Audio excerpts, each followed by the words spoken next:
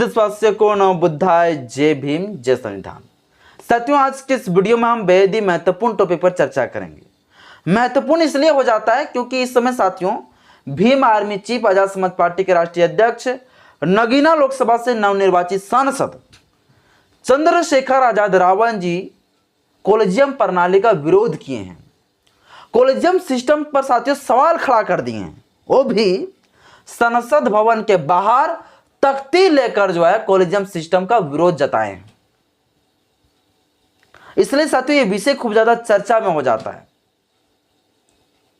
आज की इस वीडियो में हम बताएंगे आपको ये कॉलेजियम सिस्टम क्या है, कैसे काम करता है, कॉलेजियम सिस्टम का उत्पत्ति कैसे हुआ, कॉलेजियम प्रणाली लाने का मकसद क्या रहा, कॉलेजियम प्रणाली क्या संवैधानिक है या असंवैधानिक है, आखिर समय समय पर कॉलेजियम सिस्टम का विरोध क्यों होता है, और चंद्रशेखर आजाद रावण जी ने क्या सवाल खड़ा कर दिए इस कॉलेजियम सिस्टम पर। अब साथियों कॉलेजियम सिस्टम बैंड हो सकता है, बंद हो सकता है, क्योंकि किसी एरे गेरे द्वारा ये सवाल नहीं उठाए गए हैं, बल्कि भीम आर्मी चीफ जो पूरा दुनिया जानता है चंद्रशेखर रावण जी को, उनके द्वारा ये सवाल उठाए गए। इसलिए ये विषय साथियों खूब ज्यादा चर्चा में है, और अभी मैं आज के इस वीडियो में पूरा डीपली से गहराई से बताऊंगा कि ये कैसे काम करता है कॉलेजियम सिस्टम, कॉलेजियम प्रणाली। बस वीडियो को शुरू से अंत जरूर देखें, धैर्य बनाकर। वीडियो अच्छा लगे तो लाइक करें, चैनल पहली बार चैनल को सब्सक्राइब कर लीजिएगा, बेल आइकन प्रेस करिएगा ताकि जब भी वीडियो अपलोड करूंगा आपके पास नोटिफिकेशन पहुंचता रहे। साथियों हाल ही 2 दिन पहले चंद्रशेखर आजाद रावण जी संसद भवन की कार्रवाई के बाद बाहर निकले। इसके बाद जो है चंद्रशेखर रावण जी के हाथ में जो है एक तख्ती आ गए, जिस तख्ती में लिखा हुआ था कॉलेजियम सिस्टम हटाओ और न्यायिक सेवा आयोग बनाओ। कॉलेजियम सिस्टम हटाओ, न्यायिक सेवा आयोग बनाओ। यानी कॉलेजियम सिस्टम साथियों हटाने का जो है मांग चंद्रशेखर आजाद रावण जी ने कर दिया। और चंद्रशेखर रावण जी ने कहा कि जिस प्रकार से हर क्षेत्र में, हर फील्ड में एक परीक्षा होता है और परीक्षा में जो सफल होते हैं उन्हीं लोगों को सीट मिलता है, तो उसी प्रकार से जज बनने के लिए भी परीक्षा होना चाहिए, एग्जाम होना चाहिए। मनमानी तरीके से जो है जज ने बन जाना चाहिए अपने तरीके से। तो भाई भतीजावाद साथियों जो कॉलेजियम सिस्टम बनाता है, जज का ही बेटा जज बनेगा, जज का ही पोता, जज का ही जो है भाई भतीजा सब जो है जज बनेंगे, तो इस चीज का साथियों विरोध किए चंद्रशेखर रावण जी। अब हम आपको बताते हैं कि ये कॉलेजियम सिस्टम है क्या, कैसे काम करता है कॉलेजियम सिस्टम।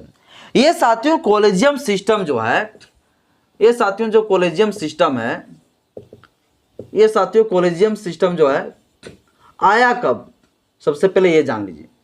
ये साथियों कॉलेजियम सिस्टम हो गया इंग्लिश में, हिंदी में इसको कॉलेजियम प्रणाली कहते हैं।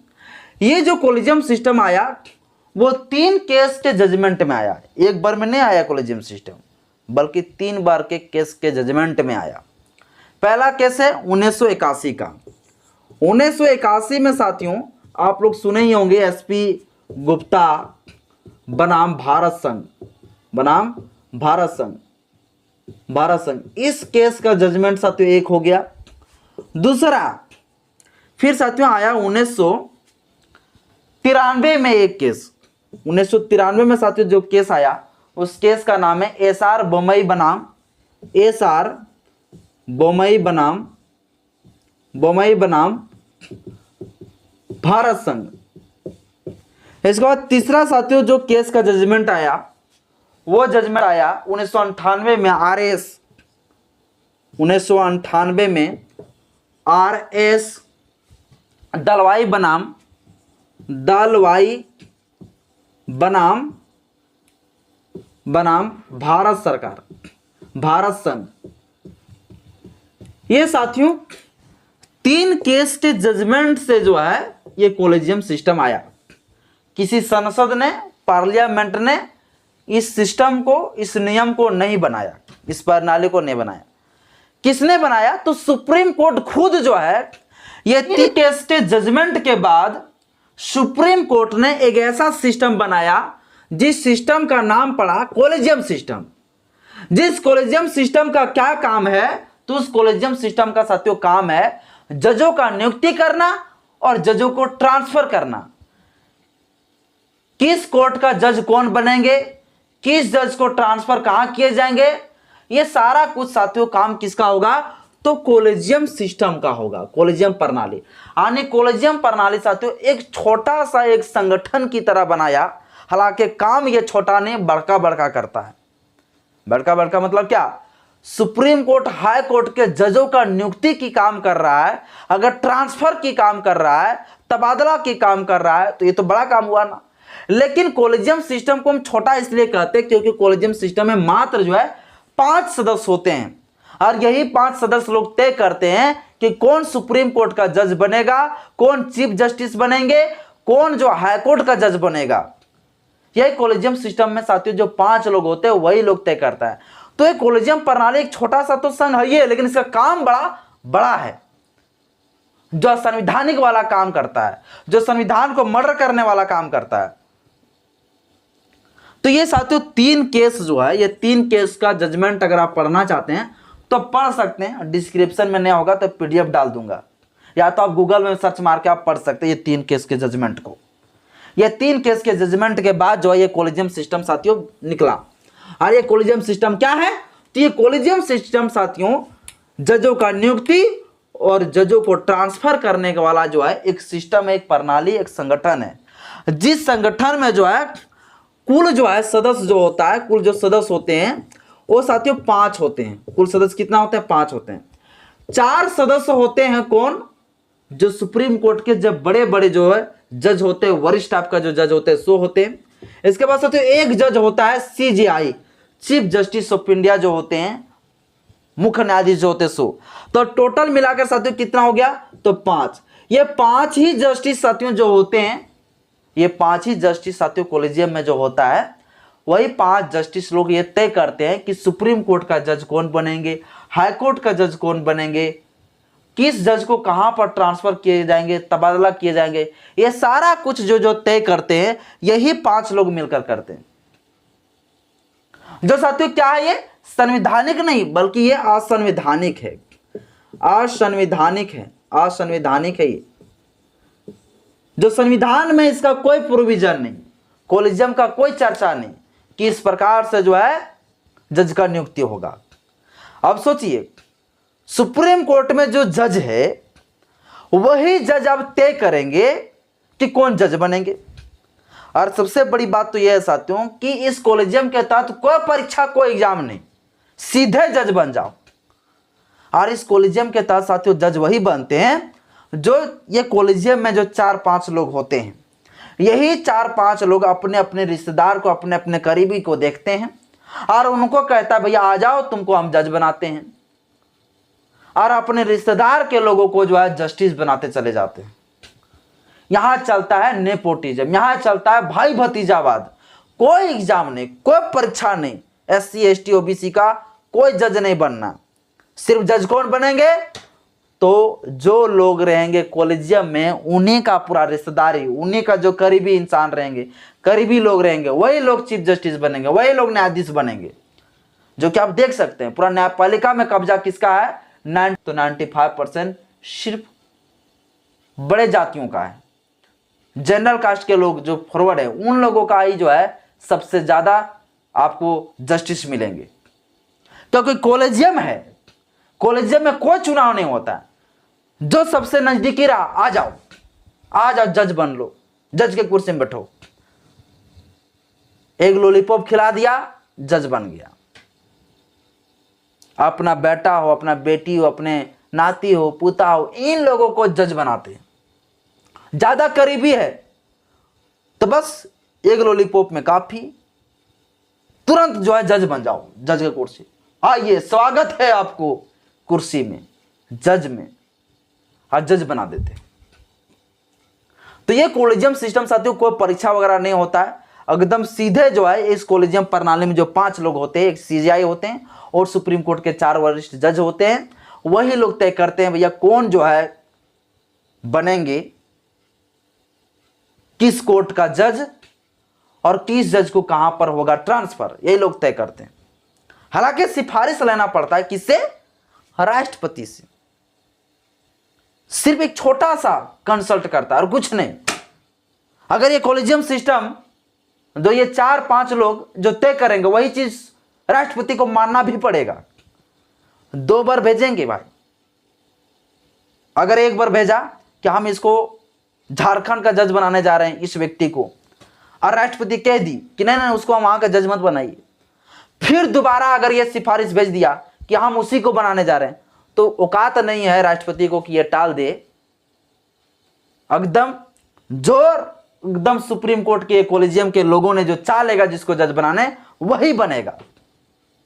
कोई नहीं टाल सकता, कोई नहीं रोक सकता, कुछ नहीं उखाड़ पाएंगे।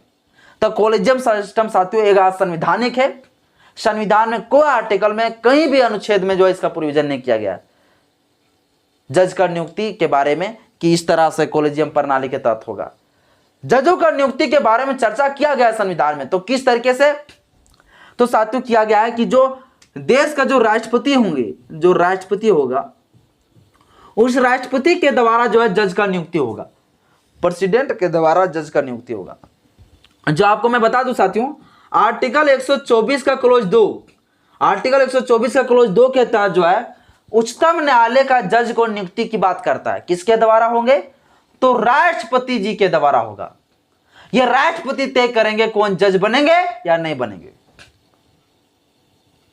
लेकिन साथियों कॉलेजियम सिस्टम जब आया ना तो पूरा जो है राष्ट्रपति का पावर खत्म कर दिया, संसद का पूरा पावर खत्म कर दिया, मंत्री का पावर खत्म कर दिया। और पता है कॉलेजियम सिस्टम जब ला रहे थे, जब लाया तो उसमें कई सारे सवाल उठ रहे थे। तब क्या बोले, कॉलेजियम सिस्टम में जो जज लोग थे, जो लोग सुप्रीम कोर्ट के जस्टिस थे, उन लोगों का कहना था कि कॉलेजियम प्रणाली अच्छा प्रणाली है इसलिए क्योंकि इसमें कोई नेतागिरी लोगों का जो है नेतागिरी यहां नहीं चलेगा, नेताओं का यहां बात नहीं चलेगा, ये स्वतंत्र तरीके से काम करेगा। यहां किसी नेताओं का जो है कोई जो है दबाव नहीं रहेगा अगर हम अपने हिसाब से काम करेंगे। और यदि राष्ट्रपति करेंगे तो फिर क्या होगा, एक दबाव आ जाएगा सरकार का। क्योंकि राष्ट्रपति को कौन बनाता है? तो राष्ट्रपति साथियों जो हमारा प्रधानमंत्री होते हैं, जो हमारा कैबिनेट जो मिनिस्टर होते हैं सरकार का, वही लोग चुनकर जो है क्या बनाते हैं? राष्ट्रपति को बनाते हैं। तो राष्ट्रपति अगर चुनेंगे किसको? अगर जज को, तो फिर जो है केंद्र सरकार जो रहेंगे वो क्या करेंगे? एक दबाव बनेगा कि आप इसे जज बनाइए। और अगर राष्ट्रपति उसे जज नहीं बनाते हैं तो फिर क्या करेंगे? राष्ट्रपति का पद छीन लेंगे सरकार।